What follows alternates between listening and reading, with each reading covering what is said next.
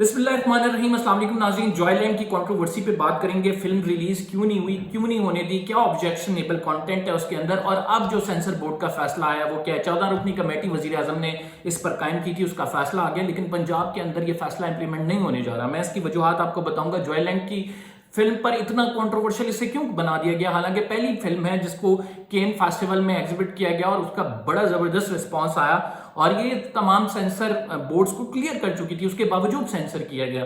तो इसके पीछे असल में है कौन, ये भी हम बताने की आपको कोशिश करेंगे। साथ आपको बताएंगे सरकारी मुलाजमीन जो हज पे जाते थे उनके मजे खत्म होने लगे। बहुत सरकारी पैसों से हज हो गया, पब्लिक टैक्स पेयर से। पब्लिक अकाउंट्स कमेटी में ये मामला आया और पब्लिक अकाउंट्स कमेटी में इस मामले पर क्या कहा गया वो भी मैं आपको बताऊंगा। एक बड़ा फैसला आ गया। फैसल वाडा के हवाले से भी बात करेंगे कि इमरान खान के खिलाफ वो किस तरह से बोलना शुरू हो गया। अगर आपने चैनल को सब्सक्राइब नहीं किया, सब्सक्राइब कर लें, बेल का आइकन जरूर दबाएं, फेसबुक पे फॉलो करना ना भूलें। We will talk about Joyland और हमारी पहली स्टोरी इसमें यही करेंगे कि जॉयलैंड इतनी कंट्रोवर्शियल क्यों बना दी गई। देखें, जॉयलैंड के कंटेंट क्या ऑब्जेक्शनेबल कंटेंट है, इस पे बाद में आते हैं, पहले इसकी थोड़ी सी आपको डिटेल्स बता दूं।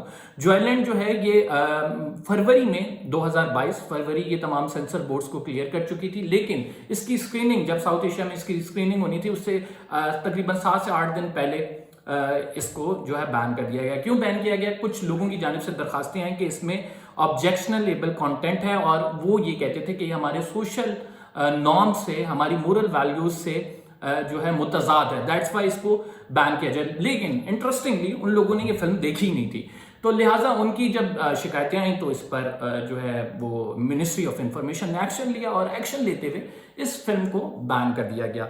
और जब इसको बैन किया गया तो सोशल मीडिया पे एक पूरी मुहिम चली कि आपने किस तरह से बैन कर दिया। CNN भी स्टोरी कर रहा है, वॉल स्ट्रीट जर्नल्स पे स्टोरी कर रहा है। इसके बाद जो जितने भी बरतानवी अखबार हैं वो कह रहे हैं कि पाकिस्तान की पहली फिल्म जिसे केन फेस्टिवल में एग्जिबिट किया गया, जबरदस्त फिल्म है, इसके हवाले से पूरी दुनिया में पाकिस्तान का नाम रोशन हो रहा है, लेकिन आपने इस फिल्म को बैन कर दिया ओवर सोशल और मोरल वैल्यूज। यहाँ पे हमें ये समझने की जरूरत है कि इसमें ऑब्जेक्शनेबल कंटेंट क्या है और उसके बाद फिर हम डिस्कस करेंगे क्या माशरे में ऐसी फिल्में दिखाई जानी चाहिए या नहीं, मेरी अपनी ओपिनियन क्या है। तो देखिए, ऑब्जेक्शनेबल कंटेंट पे बात कर लेते हैं इसके। अच्छा, बड़ी मज़ेदार बात यह है कि अक्सर लोगों को पता भी नहीं है कि इसके अंदर क्या है, लेकिन वो चूंकि डिबेट में पार्ट बन रहे हैं, अपनी राय दे रहे हैं और हम पाकिस्तानी ज़रूरी समझते हैं हर मामले में अपनी राय दें, जबकि पता नहीं होता कि ये असल में मामला क्या चल रहा है।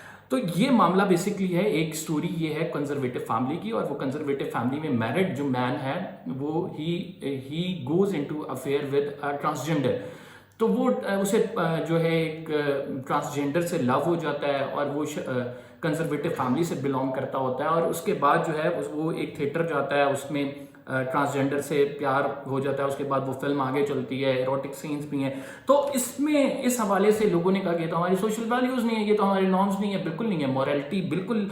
अगर आप बात करें कि माशरे के जो ज़्यादातर अफराद हैं या माशरा ओवरऑल एज अ सोसाइटी देखा जाए तो हमारी ये वैल्यूज़ नहीं है कि यहाँ पे ये कॉमन नहीं है कि होता है। लेकिन ये जो आपको ये समझने की ज़रूरत है कि जो मूवीज़ होती हैं ये आपके माशरे, पूरा नहीं होता, ज़रूरी बात नहीं होती कि ये पूरे माशरे को डिपेक्ट कर रही हो, ये एक पर्टिकुलर सोसाइटी को हिट कर रही होती हैं, कभी एक पर्टिकुलर मैसेज उस इशू को एड्रेस कर रही होती हैं जो माशरे में चल रहा होता है, और उस इशू के हवाले से जानना भी ज़रूरी होता है, मालूमात भी ज़रूरी होती हैं, और उसको एड्रेस आप किस तौर पे करते हैं। आप रिलीजियस हैं तो रिलीजियसली आप उसको एड्रेस कर सकते हैं कि आपने इस तरफ नहीं जाना।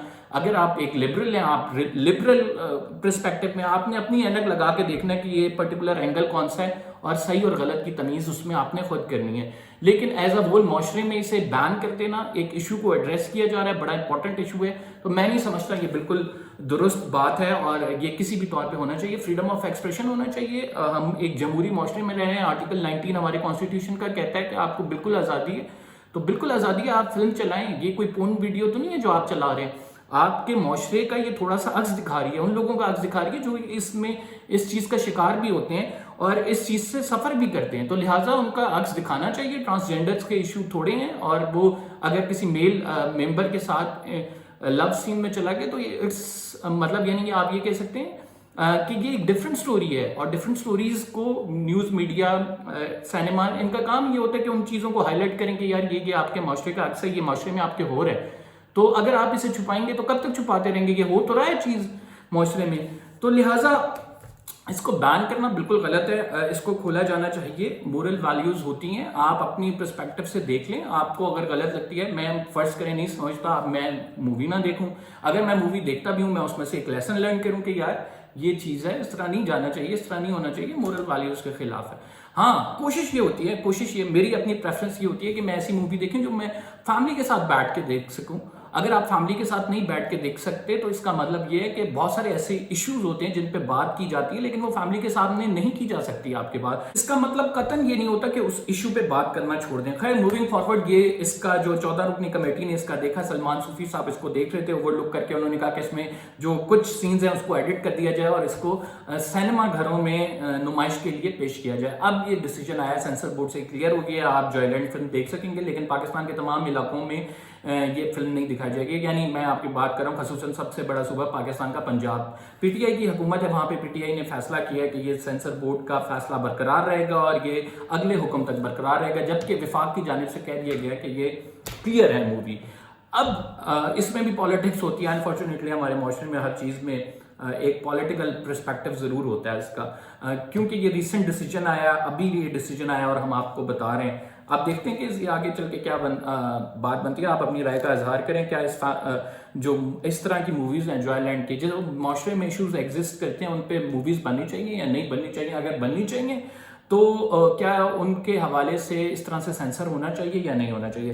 خیر موونگ فارورڈ میں اگلی سٹوری آپ کو بتاتا ہوں. پی اے سی پبلک اکاؤنٹس کمیٹی میں ان لوگوں کی بات کی گئی ہے جو کہ سرکاری طور پر حج کرتے ہیں، سرکاری خرچے پہ حج کرتے ہیں، چاہے وہ وفاقی وزراء ہوں، چاہے وہ بیوروکریٹس ہوں، چاہے وہ کوئی کنسلٹنٹس ہوں گورنمنٹ کے. تو وہ جاتے ہیں، ان کو سرکاری کوٹے میں ٹیکس پیئر ہم پیسے دیتے ہیں اور حج وہ کر لیتے ہیں. اور ان لوگوں کو بھی شرم کرنی چاہیے کہ مفت کا حج کون سا، آپ خدا کی بارگاہ میں جا رہے ہیں، ایٹ لیسٹ اپنے پیسے لگا کے تو جائیں، آپ کو احساس ہو کہ آپ کیا عبادت کر رہے ہیں، آپ کے رقم جیب سے رقم خرچ ہوئی ہے.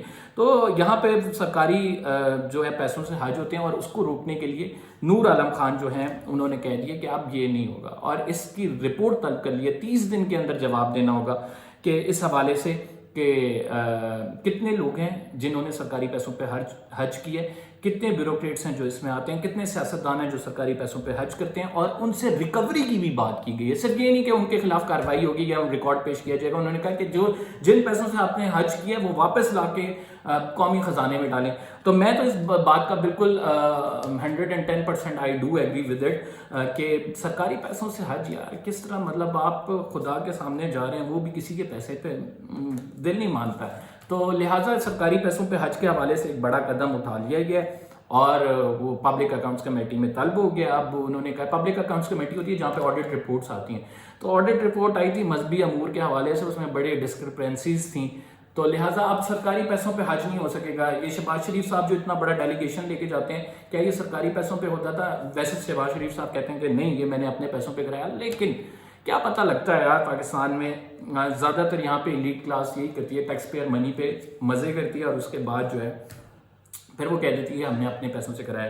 لہٰذا ابھی بات ہم آگے چلائیں گے اور فیصل واڈا کی بات کریں گے. فیصل واڈا کھل کے عمران خان صاحب کے خلاف کہیں باتیں کریں اور کہیں پہ وہ چھپ رہے ہیں. یعنی وہ کہہ رہے ہیں عمران خان سے پیار برقرار ہے، لیکن وہ کہہ رہے ہیں عمران خان صاحب کے لانگ مارچ میں اتنے بندے ہیں جتنے میرے ملازم ہیں. مطلب فیصل واڈا کا بھی ایک نیکسٹ لیول اچیو کر رہے ہیں.